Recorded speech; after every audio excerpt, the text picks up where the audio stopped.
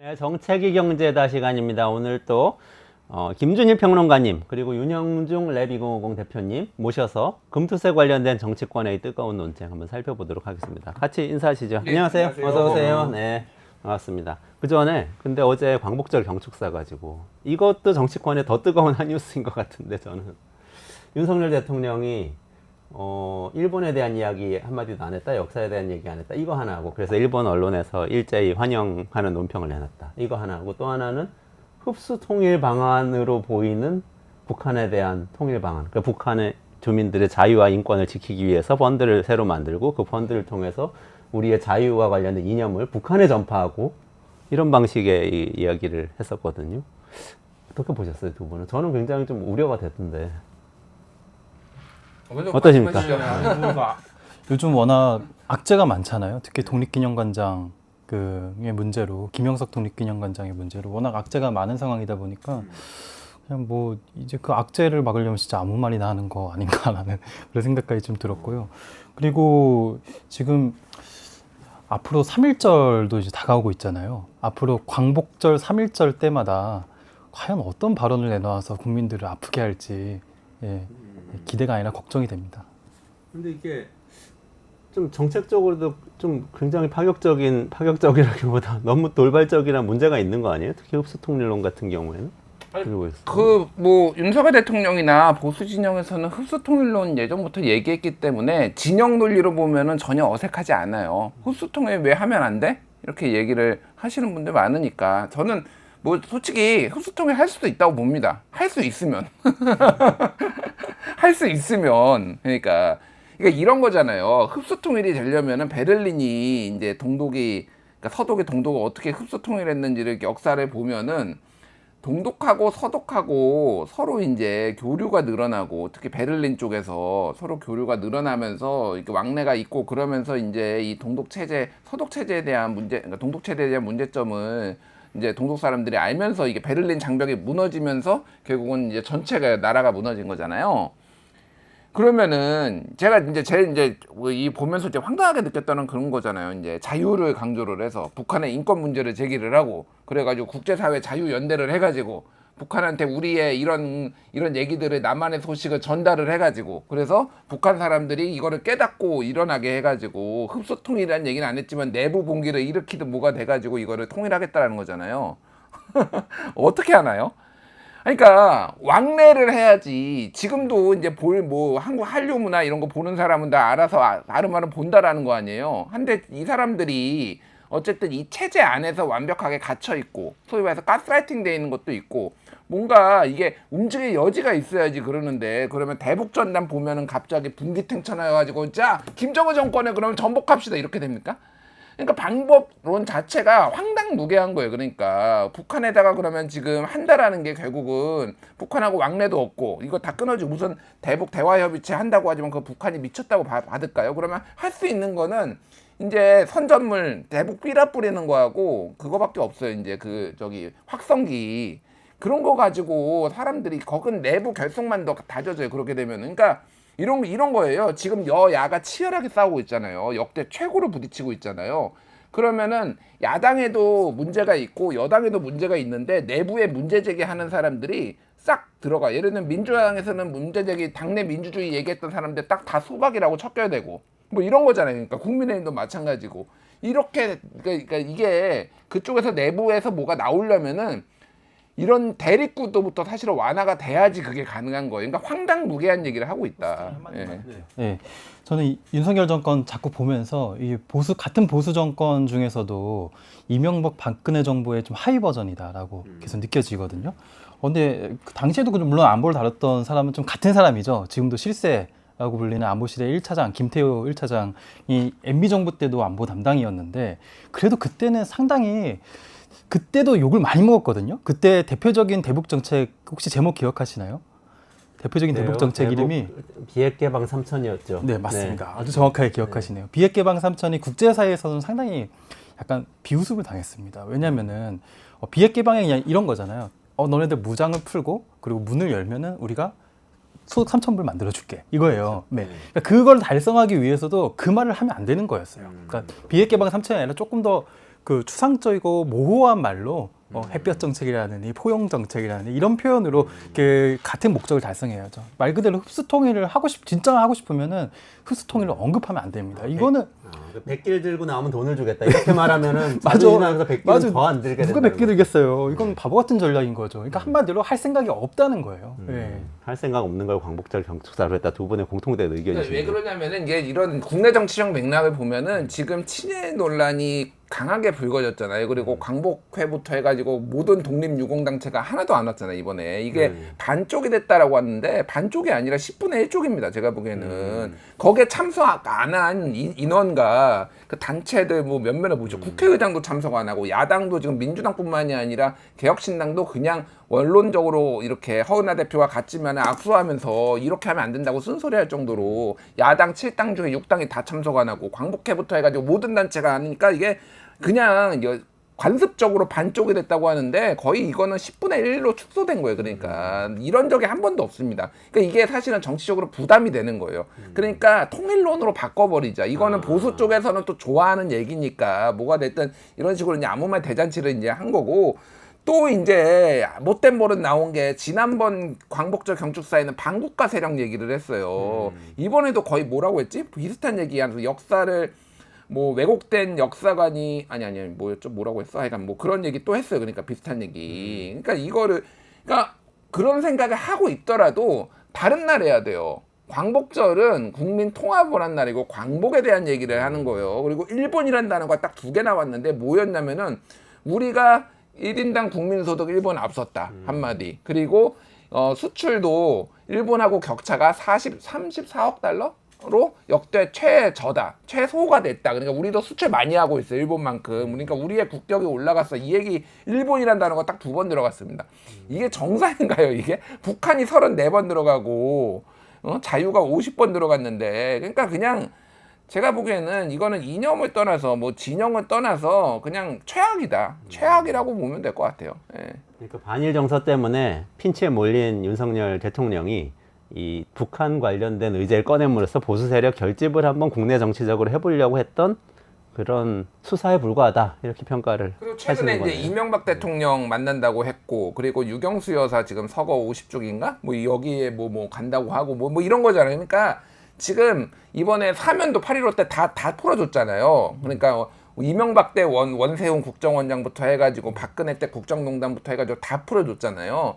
그러니까 사실은 이제는 친이 친박 할 거 없이 모든 보수 세력은 다 모여. 이게 그러니까 정권에 대한 위기감이에요. 그러니까 이거 잘못하다가는 탄핵되겠다. 이건 굉장히 위기감을 느끼는 거고. 그래서 김용현 경호처장을 국방부 장관으로 보낸 것도 그러게요. 야권 일각에서는 야 이거 이제 탄핵 위기 몰리면은 계엄하려고 자기 믿을 수 있는 사람 보낸 거 아니야 이런 얘기까지 나와. 충암고 지금 하나회 같이 다 충암고 출신인데 군 요직에다 다 붙이고 이제 방첩사가 이제 옛날에 보안사, 기무사, 방첩사 이게 같은 거거든요. 옛날 전두환이 했던 게 이제 보안사인데 여기가 모든 국내 정보가 다 들어가는 거거든요. 거기에다가 이제 37이라고 777 부대라는 거는 북한 도감청 하는 데예요. 그런 거 하는 데인데 그런 정보들 하는 게 굉장히 중요하거든요. 군대는 이게 다 충암고예요, 전부 다. 그러니까 막 이런 식의 인사들이 막 측근 인사들하고 보수 세력 결집시키고 갈라치기 하고 이게 다 일련의 큰 흐름이라고 보면 될 것 같아요. 그러니까. 네. 근데 국방부 장관으로 측근 보낸 게 그런 의미가 있다는 거는 저는 처음 들었는데 많이 나옵니다. 검색하시면. 신빙성이 있어요? 아, 그럼요. 아니, 그러니까 그 신빙성이 있다라는 건 뭐냐면은 그런 해석까지 나오는 거예요. 김용현이 신원식이 지난해 10월달에 국방부 장관이 됐고요. 그리고 저기 장호진이 지금 올해 들어서 올해 1월인가? 그러니까 안보실장이 됐어요. 그러니까 지금 김용현 경호처장이 국방부 장관으로 가고 신원식 국방부 장관이 안보실장으로 가고 안보실장 장호진 안보실장은 이제 특보로 가거든요. 외교안보 특보로 헨리 키신저 같은 역할에 맡긴다고 그러는데 그런 역할을 하려면 안보실장을 해야죠. 왜 엉뚱한 데를 보냅니까? 그러니까 김용현이 국방부 장관을 평소에 하고 싶다라고 했어요. 측근, 경호처장이고 온갖 비리는 다 알고 있어. 이 사람이 최측근이야. 근데 하고 싶다고 하니까 보내버리고 신원식도 밀려난 건데 안보실장으로 일단 안 치고 이런 겁니다. 그래서 뭐 이런 인사의 이제 맥락이 있고 왜 보냈느냐? 그러면 김용현의 소원 수리를 들어준 것도 있지만은 지금 국방부를 완벽하게 장악하려고 한다. 지금 군을 뭐 이런 얘기들이 이제 해석들이 나오는 겁니다. 그렇군요. 걱정이네요. 이 정권 안보에 뭐 본격적으로 돌입했다 이런 생각이 좀 드는데요. 자, 화제를 좀 바꿔봐서 오늘의 본 주제인 금투세 얘기로. 금투세 얘기도 좀 비슷한 맥락이 있는 것 같네요. 윤석열 대통령이 굉장히 강력하게 이전에 대선 때와는 또 좀 다르게 지난번에 한번 지적을 해주셨습니다만 윤 대표님이 다르게 금투세 폐지를 강력하게 들고 나왔고 지금 정부는 그 방향으로 추진을 지금 공식적으로 하고 있는 거죠. 그 와중에 정치 세력들이 한동훈 대표, 이재명 대표, 조국 대표가 다 각기 다른 입장을 내놓고 지금 논쟁이 뜨거워지고 있네요. 두 분 어떻게 보시고 계세요? 총평을 좀 해주시죠. 일단 저는 지난주에 이제 윤영주 대표님이 안 오셔서 제가 좀 혼자 많이 얘기를 했잖아요. 혼자 떠들었어서 오늘은 대부분 윤영주 대표님이 좀 상대적으로 말씀을 많이 하시고 제가 뭐 제 의견을 조금 더 붙이고 이런 식으로 하면 좋을 것 같고요. 정치적 해석을 많이 해주세요. 예, 정치적 해석을 많이 하면 될 것 같습니다. 이거는 그러니까 각 정당별로 본인이 지향하는 바를 좀 정확하게 드러내기 위해서 그래서 지금 전선이 여러모로 생겼다 저는 이렇게 봅니다. 그러니까 조국혁신당이 또 뒤늦게 참전한 이유도 여러 가지 이유가 있는 거죠. 그러니까 조국혁신당 같은 경우에 좀 뒤에 설명드리겠지만은 지금 이거는 보궐선거랑도 관련이 있어요. 자, 입장을 먼저 정리하자면 조국혁신당은 현행대로 시행해야 된다. 시행해야 된다. 시행해야 된다고. 예. 민주당은 약간 지금 이재명 대표의 민주당의 당론이 약간 다르게. 민주당의 이재명의 민주당은 폐지는 아니고요. 이제 보완이나 유예 쪽에 이제 방점이 찍혀 있다 보면 될 것 같고 민주당의 기재위원들이나 진성준 정책위의장은 여전히 시행 그대로 시행 쪽에 좀 더 이제 무게가 찍혀 있는데 이거는 이제 8월 18일 이후로 이번 주 일요일 이후로 이제 당 대표가 되면 어떻게 될지 조정을 할지를 보면 될 것 같고 국민의힘은 폐지예요. 네. 뭐 이거는 완전 폐지는 당정이 똑같습니다. 그러니까 뭐 여기에서 이제 좀 선명하게 보이죠. 그러니까 이렇게 나름대로. 예. 그러네요. 그러면 각기 이해관계가 있다는 거예요. 그 목소리를 내는. 짧게 데 그러면 그거는 제가 설명을 하고 이제 유영희 대표님 하면 될 것 같은데 일단 조국혁신당이 뒤늦게 참전을 했어요. 그러니까 사실 이거에 대해서 장론이 없다가 이거 안 된다 얘기를 하면서 이제 참전을 했는데 조국혁신당은 민주당하고 색깔이 같다라는 것에 대해서 차이가 뭐냐라고 해서 설명을 해야 돼요. 그래야 우리가 정당이라는 거는 존재 이유가 특히 이제 저렇게 큰 정당이 있고 조국혁신당이 있으면은 우리가 뭐가 다른지에 대해서 민주당하고 다른지에 설명을 해야 될 거예요. 그게 이제 하나는 윤석열 정부에 대한 더 센 공격, 탄핵론 쪽이 정치적 맥락이 있다라면은 경제적으로는 좀 더 우리가 왼쪽에 있고 진보 성향이 강하다라는 거를 보여주는 거예요. 사실 근데 조국혁신당의 면면들을 보면은 그냥 셀럽 정당이에요. 사실은 더 좌파 정당이라고 볼 만한 근거는 없어요. 근데 본인들이 포지셔닝 그렇게 하겠다라는 거고 그거의 근거가 그거의 어떤 근거들을 하나씩 쌓아나가야 되는데 그게 금투세 이제 유지론이에요. 그러니까 민주당이 지금 보수화됐다, 우클릭하고 있다. 우리는 좀 더 이 왼쪽에 있는 사람들을 잡겠다라는 게 하나가 있고 또 하나는 이게 10월 보궐선거랑 관련이 있습니다. 왜 그러냐면 이번에 영광하고 곡성군수가 지금 이제 10월달에 보궐선거가 열리는데 여기에서는 이미 이제 이 후보 내려고 준비 중이거든요. 이미 언론 보도도 나왔어요. 제가 예전에 한번 말씀드렸을 거예요. 이번 10월 보궐선거에 대해서. 그러면은 붙어야 되잖아요. 호남에서. 그러면은 지난번에 총선 때는 조국혁신당이 상당히 돌풍을 일으켜가지고 비례 그 퍼센테이지는 43이라서 더불어민주연합의 37보다 6%포인트를 더 얻었거든요. 근데 지금 떨어졌어요, 인기가. 조국혁신당 인기가 많이. 정당 지지율은 물론 이제 그때도 뭐 많이 차이가 났지만은. 그러면은 본인의 존재감을 드러내야 되고, 호남 쪽에 사실은 이 주식 투자는 상대적으로 대도시의 젊은 세대들의 관심이 있는 거지, 고령층의 농촌 쪽에서는 특별히 관심이 있는 게 아니에요. 그러니까 곡성이나 영광에서 무슨 이게 관심이 있겠습니까? 그러니까 이거는 세게 붙어볼 만하다. 조국혁신당은 이제 그렇게 보는 게 있는 것 같고 민주당은 이제 윤영중 대표님이 훨씬 더 잘 얘기를 해주실 것 같아요. 이제 왜 저러고 있는지. 그리고 이제 국민의힘은 똑같아요, 그냥. 예, 이거는 이견이 있는 분이 있기는 하더라고요, 약간. 근데 굳이 얘기를 해가지고 내가 이거를 소신을 얘기를 해가지고 본인도 그러면 정치적 이득이 있어야 될 거 아니에요. 뭐 이를테면 예를 들면 김경수 하면 반대 하면은 막 보수층에 어필을 한다든지 막 이런 게 있어야 되잖아요. 그럴 이득이 없어요, 지금. 그 이제 개별 의원들이 얘기를 하기에는. 그러니까 그냥 그대로 간다 이렇게 보면 될 것 같습니다.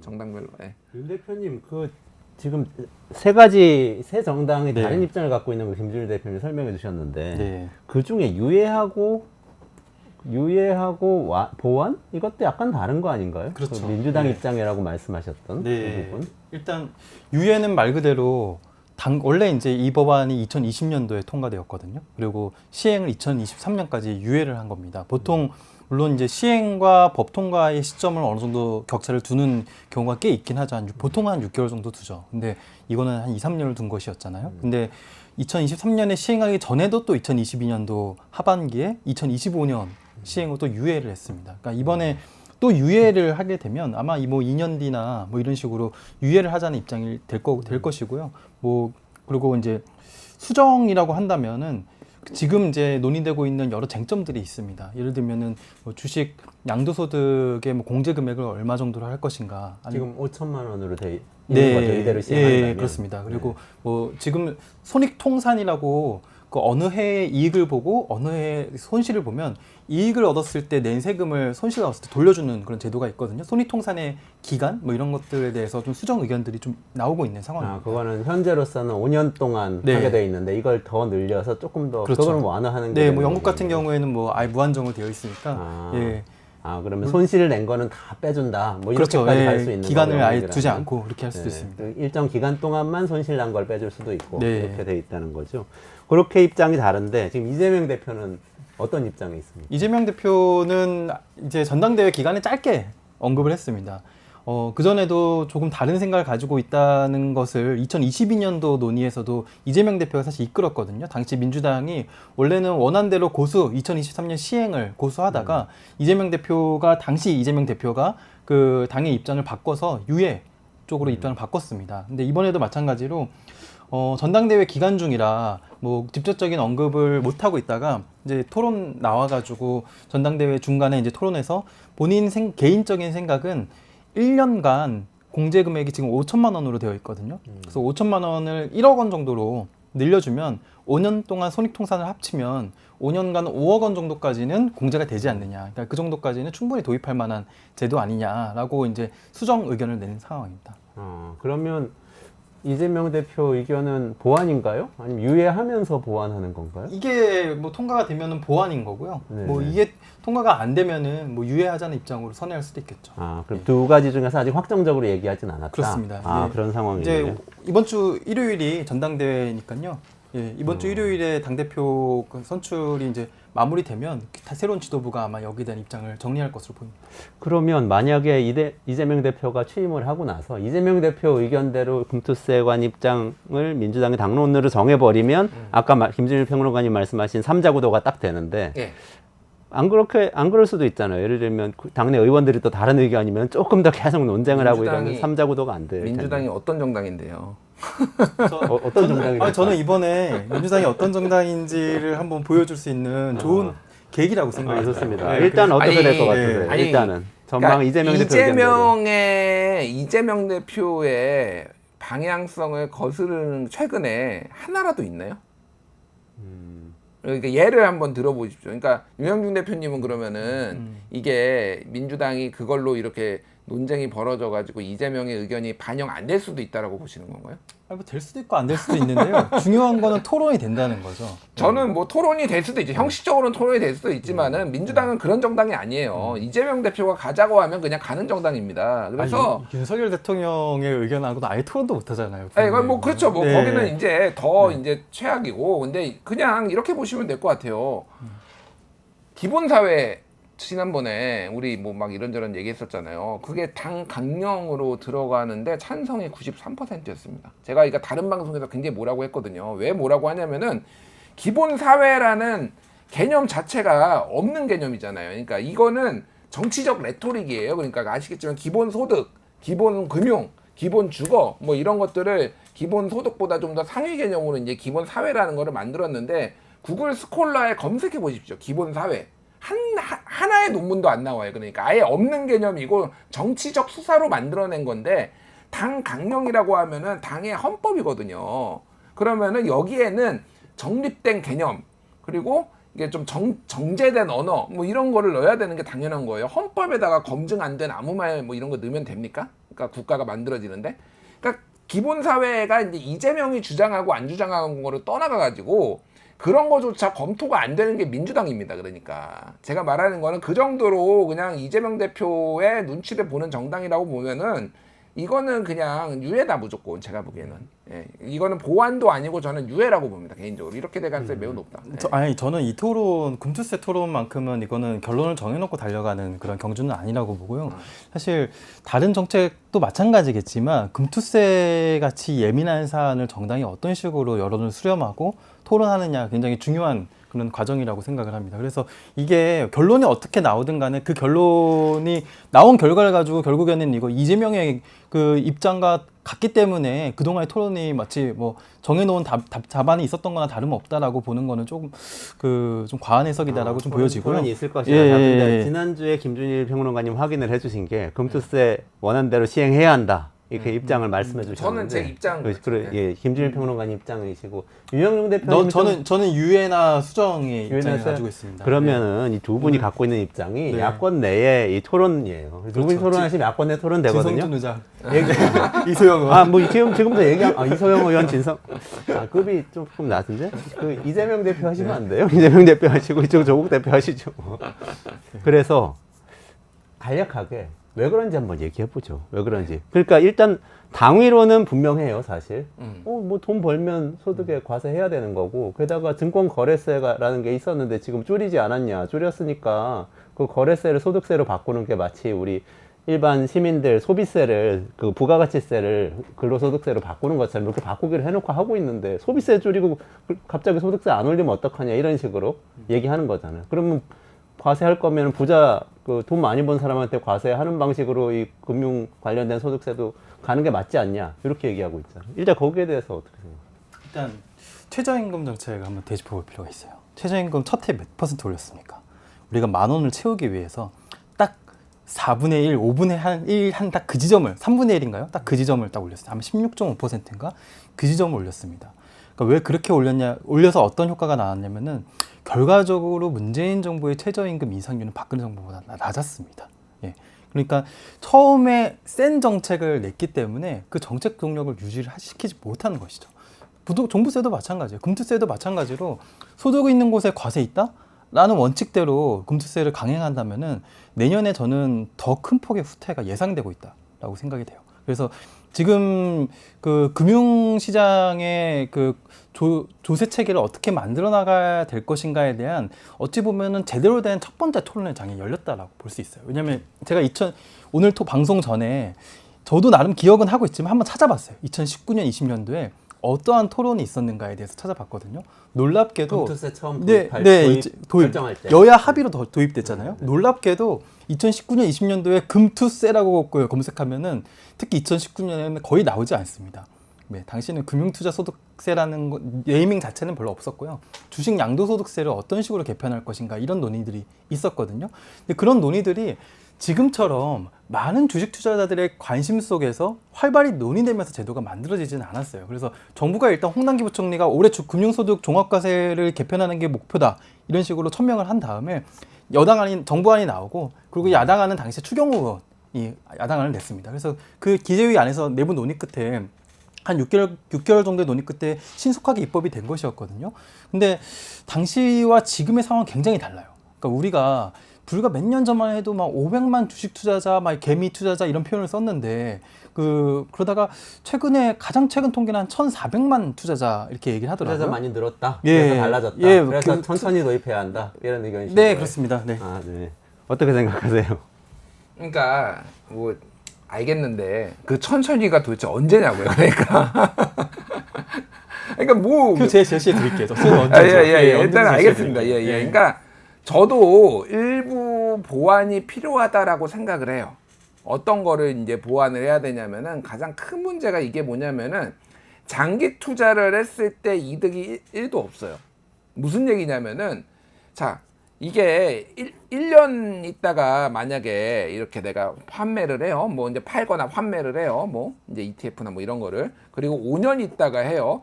그러면은 이거를 연도에 따라서 뭔가 n분의 1을 해주거나 뭐 이런 게 아니라 여기에서 얻는 이득이 환매를 한 순간 그 시점에 얻는 이득이거든요. 이게 5년 있으면은 만약에 크게 폭락장이 아니라 5년 동안 조금 안정적이라고 하면은 살짝 우상향으로 간다라고 하면은 여기에서 얻은 이득이 더 클 거 아니에요. 그럴 거 아니에요. 그런데 이게 5천만 원이 넘을 가능성이 높으면은 1년 있다가 아니면 반년 있다가 파는 게 더 이득이라는 거예요. 그러니까 소위 말해서 정부가 얘기하는 장기 투자의 이익이 하나, 장기 투자 이렇게 해야 된다. 단타 좀 그만하고 우리나라의 성장을 믿고 좀 돈 좀 묻어놔라. 이렇게 얘기를 하잖아요.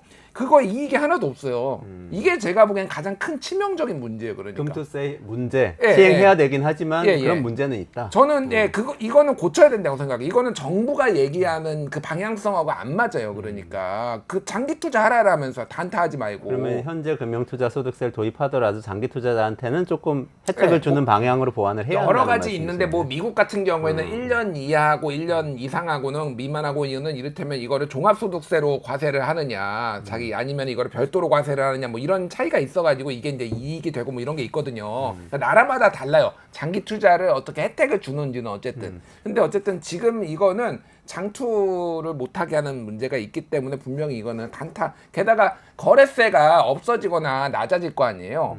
그러면은 단타하는데 더 신나게 되는 거죠. 그러니까 그런 증시의 유동성 문제가 이제 막 생기는 거예요. 막 출렁일 거예요. 그러니까 이슈에 막 다 파는데 뭐 사는데 파는데 아무런 제약이 없어 돈이 안 들어가는데 그러니까 뭐 그런 문제가 있으니까 저도 그 부분은 하지만은 가장 큰 문제는 그겁니다. 그러니까 도대체 언제 해야 되냐. 그리고 제가 지금 그 유영주 대표님이 말씀하신 최저임금제도 저가 그 비유가 잘못됐다고 생각해요.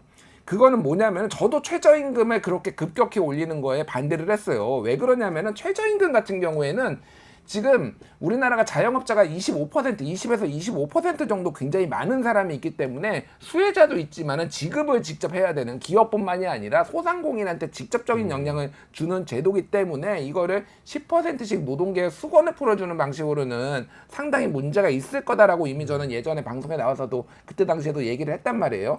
근데 이거를 지금 금융투자소득세하고 직접 비교를 하는 건 말이 안 되고, 왜냐면 이거는 금융투자소득세는 도입을 하느냐 마느냐잖아요. 만약에 그러면은 최저임금제를 도입을 하느냐 마느냐하고 비교를 해야 돼. 그러면은 노태우 정부 때로 돌아가는 게 맞습니다. 전두환 정부나 노태우 정부 때로. 그리고 지금 이 대상이라는 게 지금 5천만 원, 지난번에도 말씀드렸지만은 1,400만 중에 1%예요. 물론 이거는 더 늘어날 수도 있고 줄어들 수도 있습니다. 직접적으로 영향을 받는 거. 물론 이것 때문에 연쇄적으로 받을 수 있다라고 하지만은 이거는 과장됐다라는 거예요. 그러니까 이 영향 자체가 지금 제가 그 경향신문이 이제 보도한 건데, 금융투자세 폐지 주장을 하는 정부가 4년 전에는 금융시장 장기 영향 없음 보고받았다라는 건데, 쉽게 얘기를 하면은 국책연구기관이 한국조세재정연구원이 이제 그때 금투세 도입을 할 때, 입법을 할 때 그때 이제 연구 보고서를 냈는데, 단기적으로는 제도가 시행이 되면 당연히 영향을 받을 수 없지만은 이거는 장기적으로는 큰 영향 없다라는 거예요. 그러니까 이런 식, 물론 이거는 반대 주장하시는 분도 또 있으니까. 그런데 이게 이런 식으로 정부의 정책이라는 게 맨날 바뀌면은 이걸 어떻게 신뢰를 하고 합니까? 아니, 이거를. 장기적으로는 우리 다 결국 죽거든요. 예. 그래서 그 장기적으로는 아마 별로 영향 없을 거고요. 중요한 거는 그래도 중단기적으로 어떤 영향이 있을 것인가가 중요한 것이죠. 그리고 지금 이제 저는 이렇게 비유를 하고 싶거든요. 보통 세금을 거위털 뽑기로 많이 비유를 하는데, 지금 그 거위털을 뽑다가 거위를 죽이면 안 되잖아요. 그리고 거위가 다시 거위털을 생산해낼 수 있도록 거위를 잘 이렇게 얼고 달래가면서 이렇게 거위털을 뽑아야 되는데, 지금 이미 한국의 코리아 디스카운트로 인해서 한국 투자자들은 그 이미 털이 뽑히기도 전에 막 여기저기서 상처를 엄청나게 입었어요. 엄청나게 입은 상태인데, 거기다가 그 증권거래세라는 아주 괜찮은 바리깡이 있어가지고 그 바리깡은 별로 그 거기가 아프지도 않고 심지어 깎이는지도 모르게 이렇게 딱 깎이고 있었는데, 갑자기 그 바리깡을 안 쓴다 그러고 직접 뽑기를 하겠다는 거예요. 지금 뭐 1%밖에 영향을 주지 않는다 그랬는데, 직접 뽑다가는 거의 뭐 쇼크 사합니다. 지금 그런 상황이고요.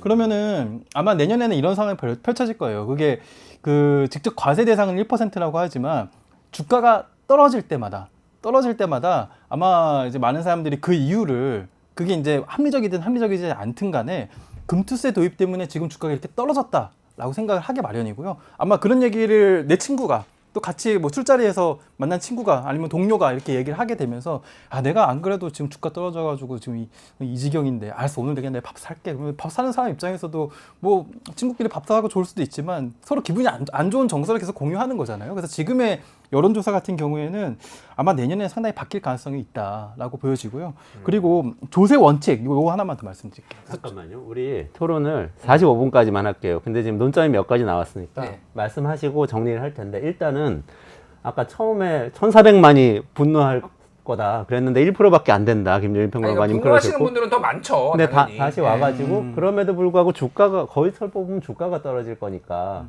다 분노한다 그랬는데 뭐라고 하셨냐면 그러면 거의털 끝까지 안 뽑을 거냐 그 폐지하자는 얘기하고 같은 거다라고 얘기하신 거예요. 김준일 평론가님 그건 어떻게 생각하세요? 아, 그러니까요. 이게 우리가 금융투자소득세를 도입하는 게 이렇게 따져볼 필요가 있습니다.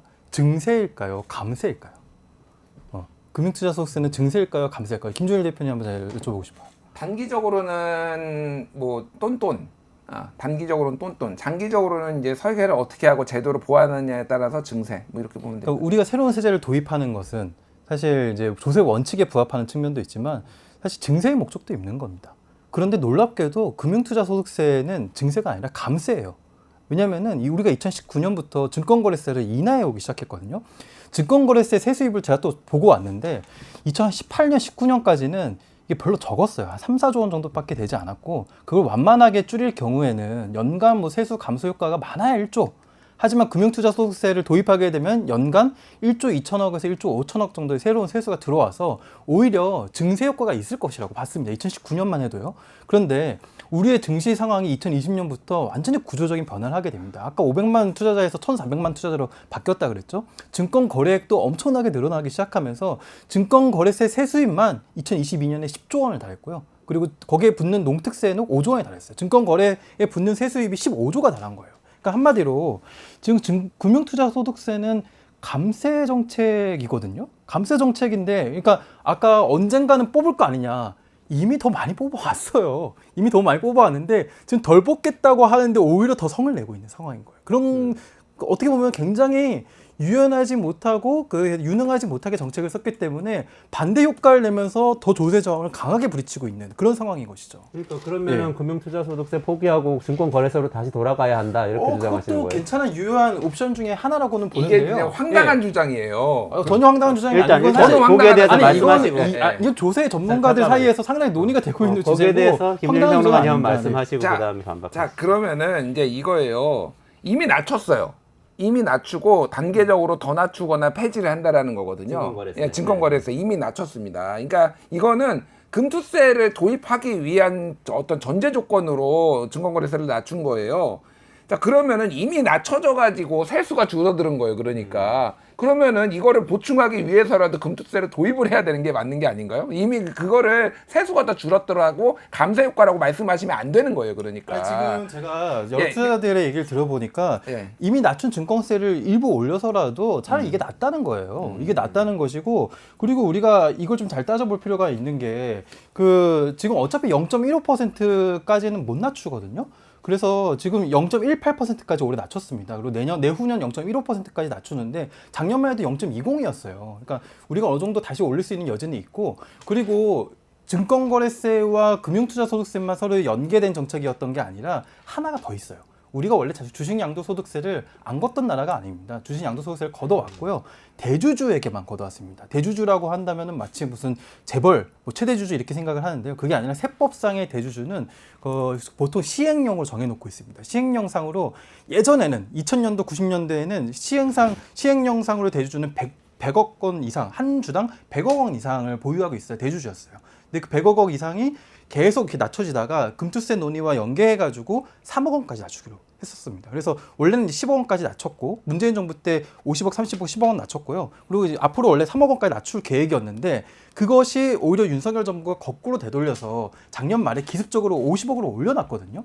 그러니까 지금 그러니까 한 주식당 50억 원 이상 이하로만 갖고 있으면 내가 몇 조의 자산을 굴리면서 수익을 얻어도 세금 한 푼 안 내고 있어요. 그러니까 그 지금 여기랑 연계된 정책이 이것도 있었는데 뭐 하나만 이것만 이상하게 되돌려놨거든요. 그래서 우리가 요 세 개를 잘 그 조합을 해가지고 좀 체계적인 정책, 좀 일관성 있는 정책으로 좀 가져갈 필요가 있다. 근데 라고 그러니까 김평론가님 이미 말씀드립니다. 낮췄는데 어떡하냐 그러니까 그럼 다시 올리자는 올리면 말씀. 되죠. 주식양도세도 예, 증세하고 예. 거래세도 증세하자. 올리면 되죠. 금투세는 미루고 충분히- 사실상 폐지라고 아, 하셨는데 충분히 그런 논의할 수 있는 얘기네요. 주제입니다. 그러니까 네. 저거는 이제 말씀하신 대로 50억에서 30억에서 10억 됐다가 연말에 다시 50억으로 올렸거든요. 이거는 단일 종목을 50억을 가지고 있어야지 세금을 하는 거니까 이거는 거의 일반인이 개인이 여러 종목을 내가 전체 주식을 50억을 굴리는 것도 아니고 내가 삼성전자만 50억 가지고 있는 사람이 누가 있습니까? 일반인이. 그러니까 이거는 초초초초초 이제 선수죠, 슈퍼겜이라고 얘기를 하는 그러니까 진짜 그냥 기관 투자자나 마찬가지인 개인이에요. 저는 남의 돈 맡아가지고 투자하시는 분들이 상당히 여기에 예. 스테이크홀더라고 생각해요. 그런 분들이 있긴 있죠. 뭐 그 있어요. 아, 그러니까 뭐 그거는 그분들이 목소리도 세게 내고. 불법입니다. 근데 그렇게 하면 불법이죠. 불법으로 다 그러니까 하지만 알고 있는 거예요. 이거는 사실상 무력화됐다라고 보면 될 것 같아요. 그러니까 오히려 이렇게까지 올렸으니까 너 금투세를 더 도입을 해야 될 이유가 있는 거예요. 이건 있으나 마나한 지금 제도로 만들어 놓아 버리니까 금투세를 저는 도입을 해야 된다라고 보고. 그러니까 그러니까 모르겠습니다. 물론 이제 다시 증권거래세를 올리는 게 가능하다라고 말씀하시는데 저는 거의 불가능한 이미 한 번 이렇게 떨어진 거를 다시 이제 세율을 다시 올리는 거는 굉장히 큰 저항이 있는 거예요. 그래서 이게 왜 지금 제도가 좋냐면은 법을 새로 만들어야 되는 게 아니라 이미 만들어져 있고 그냥 다 되는 거예요. 유예만 한 거예요. 그러니까 이거가 이번이 저항이 가장 적다라는 거고 문제는 이게 만약에 2년 유예를 하면은요 지금이 적기인 게 왜냐하면은 이제 대선이에요. 그때는 대선 때는 어떻게 할 겁니까 아니, 제가 이거를? 물어보고 싶어요. 김종인 예. 대표 씨 주식 투자 하세요? 지금은 안 합니다. 예, 예. 주식 투자 하실 때 어. 그때 증권거래세율이 몇 %인지 알고 계셨었어요? 얼마 내는지 혹시 어느 정도 알고 기억 안 계셨었어요? 납니다. 예. 그러니까 주식 투자할 때 대부분의 사람들이 증권거래세를 얼마 내는지 모르거든요. 심지어 지금에 떨어진 금액은 뭐랑 비슷하냐면은 증권사에 내고 있는 주식거래 수수료랑 상당히 비슷해졌어요. 그래서 증권거래세율을 다시 뭐 일부 조정하는 거 올리는 것과 금투세 도입과 같이 놓고 토론을 해보면은 아마 제 예상에는 증권거래세를 일부 올리는 걸 더 찬성할 거예요. 그러니까 이게 이미 도입된 제도를 다시 처리하지 못한다 이 차원의 문제가 아니라 충분히 열어놓고 토론이 가능한 주제인 거죠. 토론이 가능하다 예. 하고 실행이 가능하다 좀 다른 것 같아요. 예를 들면 우리가 아이스크림 살 때 10% 붙는 거 알고 있지만 느끼지 못하잖아요. 근데 그거 15%로 올리겠다고 정부에서 발표하면 폭동이 일어나지 않을까요? 아이스크림 값 돌려내라 이러면서. 근데 아이스크림에 새로운 세금을 붙여가지고 일괄적으로 1,000원씩 더 부과하겠다는 세금을 그 세금이랑 같이 놓고 토론하자 그러면은 뭘 더 찬성할까요? 그러니까, 아니 네. 근데 그거는 네. 어렵다고 벌써 말씀하셨고 거래세는 가능하다고 하시니까 아, 증세가 가능하다 그러시니까. 이게 정치라는 거는 늘 주고받기잖아요. 그러니까 금투세라는 걸 여야가 합의해서 나름 도입하기로 한 것이었고, 그리고 증권거래세 이미 낮춰주고 있었기 때문에 금투세를 아예 도입을 안 할 거면은 원상복귀 시켜야 돼요 원래는. 그러니까 0.3으로. 네, 뭐 근데 그것까지는 좀 과도하니까 일부 복원시키자 유예하면서. 그러니까 사실 저거는 이제 이게 우리가 논의가 좀 이제 공존할 수밖에 없는 게 그게 이제 가능하다라고 하고 저도 불가능하다고 보지는 않아요. 그런데 이제 어쨌든 굉장히 또 다른 이제 논란이 벌어질 거다라는 거가 하나가 있고 제가 사실 근본적으로 얘기하고 싶은 거는 이거는 짧게 말씀드릴게요. 정말로 코리아 디스카운트 이게 그 금융투자 소득세 때문에 생긴 건가요? 그건 거짓말인 것 저도 같아요. 그렇게 아무리 생각해도. 예, 아니 그러면은 제가 가장 얘기하고 싶은 거는 기업 경쟁력이지. 민주당이 이게 본인들의 정당의 정책 어떤 스탠스나 정략적으로도 뭘 얘기를 해야 되냐면은 국민의힘이 아픈 거를 얘기를 해야 돼요. 왜 금융투자소득세 이 전장에서 자기들이 싸우냐고요. 이소영 의원이 얘기했잖아요. 예를 들면 상법부터 개정하고 금투세하는 게 맞다라고 하면은 국힘에서 죽어도 못하는 게 상법 개정안입니다. 예, 그거는 죽어도 안 받을 거예요. 재벌들의 이해관계가 있기 그러니까 때문에. 주주 그렇죠. 환원율이라고 예를 들면은 자사주 매입이나 배당에 쓰는 이 비율이 우리나라가 미국은 92%고요. 중국이 32%고 한국은 29예요. 중국보다도 못해요, 우리나라가. 이게 왜 그러느냐? 주주들에 대해서 기본적으로 그 이사회나 이런 데에서 주주들을 위하는 게 아니라 재벌들을 그러니까 오너들을 위해서 하니까 그런 거예요. 그러면은 그런 식의 이제 법적인 제도들 이런 것들을 할 수 있게 이게 진짜 코리아 밸류업이다라고 민주당이 치고 나가야죠.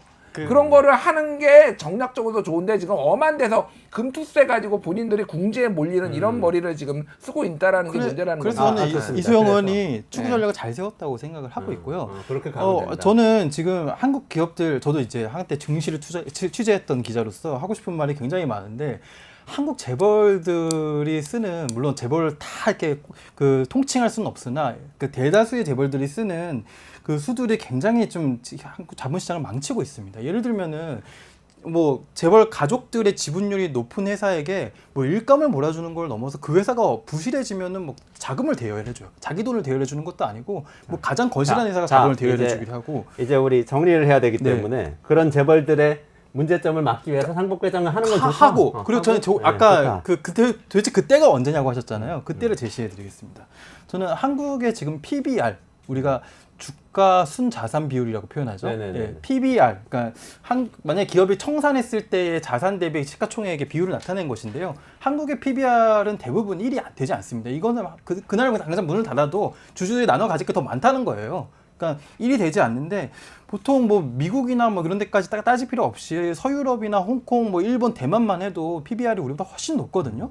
그러니까 우리가 최소한 PBR이 1.5에서 2 정도 수준으로 갈 때까지 자본시장을 개편을 해야 됩니다. 자본시장 개편은 주주들의 네네. 이익을 좀 더 알겠어요. 그러니까 주가 좀 오르면 하자. 한마디로 얘기하면 주가가 그래도 자산 가치 이상으로 좀 오르면 하자, 이런 얘기인데, 마지막으로 한 가지는 정치 전망으로 끝을 내야 돼서.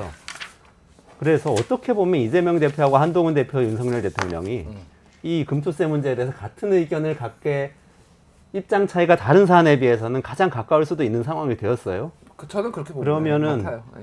이게 여야 대타협으로 해피 엔딩이 될 가능성이 있습니까? 우리 지금까지 윤석열 정부에서 벌어진 일이 없잖아요. 그런 일이. 다 거부권 행사하고. 아니, 어떻습니까? 그러니까 이거는 민주당이 키를 쥐고 있는 게 이미 있는 법안이니까 폐지를 하려면은 별도로 이제 법안을 내야 되는 거잖아요. 그러니까 그 국회가 통과해야 되잖아요. 그러니까 사실은 이게 뭐 대화합 협치는 불가능하고요. 이미 전쟁 상황인데 이런 거 하나 의견 맞는다고 뭐가 되겠습니까? 하냐면은 어쨌든 민주당 입장에서는 골치 아픈 상황이 된 거예요. 왜냐하면은 이거를 예전에 저거랑 똑같아요. 준연동형 비례대표제. 준연동형 비례대표제가 이미 시행이 되고 있으니 이거를 바꾸려면은 법을 바꿔야 되는 거예요. 다시 병립형으로 돌아가려면. 이것도 마찬가지예요. 그러니까 사실은 냅두면 가장 편한 건데, 어쨌든 지금 거의 이재명의 그런 스탠스가 그렇게 된 거니 우리가 폐지는 못 받겠어. 일단은 유예를 하겠어. 이런 식으로 저는 나올 것 같고, 국힘에서는 폐지하라라고 하지만은 할 수 있는 건 없고, 그냥 이런 식으로 협치가 아니라 서로의 입장 차이만 확인을 하면서 이렇게 유예로 마무리될 것 같다. 유예로 마무리될 것 같아요. 저는 이게 그 전망도 해주시고요. 네, 그 전망만 저는 윤석열 대통령 7자 증권거래소 폐지 공약이 있었잖아요. 네. 그게 어떻게 되는지까지 얘기하면서 오늘 일단 마무리를 하고, 네, 윤석열 다음 대통령이 주에 2라운드 하시죠. 윤석열 대통령이 이랬다가 저랬다가 이렇게 하고 있습니다. 원래 처음에 증권거래세 폐지를 주장했다가 다시 주식양도소득세 폐지를 이제 주장했었죠. 지금은 뭐예요? 지금은 정부 입장은. 증권거래세는 그 0.15%까지 낮아지는 로드맵을 그대로 시행한다입니다. 0.15까지만 네. 농특세는 없애지 않고. 네, 농특세는 그러면 놔두고. 폐지는 아니네요. 네, 그게 심지어 올해 세법 개정안에도 일절 한 줄 없고요. 하반기 경제정책 방향, 뭐 작년도, 내년도 경제 일절 없었습니다. 어디에 있었냐면은 올 초에 있었던 민생 토론회 자료가 있더라고요. 거기 한마디 있었고요. 저는 뭐 전망 겸 기대 이렇게 하는데, 더불어민주당이 그 아마 당내 토론이 상당히 있을 거거든요.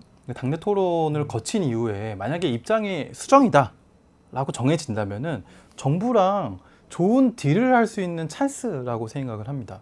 왜냐면은 지금 계속 거부권만 행사해 왔잖아요. 그래서 정부가 이제 하반기에는 이제 예산안 심사도 9월부터 예산안 심사도 해야 되잖아요. 예산안 심사 또 그 금투세 수정 혹은 폐지 혹은 수정, 정부가 원하는 폐지 혹은 수정을 하기 위해서는 반드시 야당의 협조가 필요합니다. 그래서 이 두 가지 사안을 야당의 협조를 받으시고 또 야당이 원하는 사안도 최소한 2가지 정도는 들어서 저는 좀 정치적인 대타협을 하는 사례가 되었으면 좋겠습니다. 알겠습니다. 지금까지 금융투자소득세에 대한 야권 내 다양한 스펙트럼의 토론 시뮬레이션이었습니다. 두 분 감사합니다. 수고하셨습니다. 감사합니다.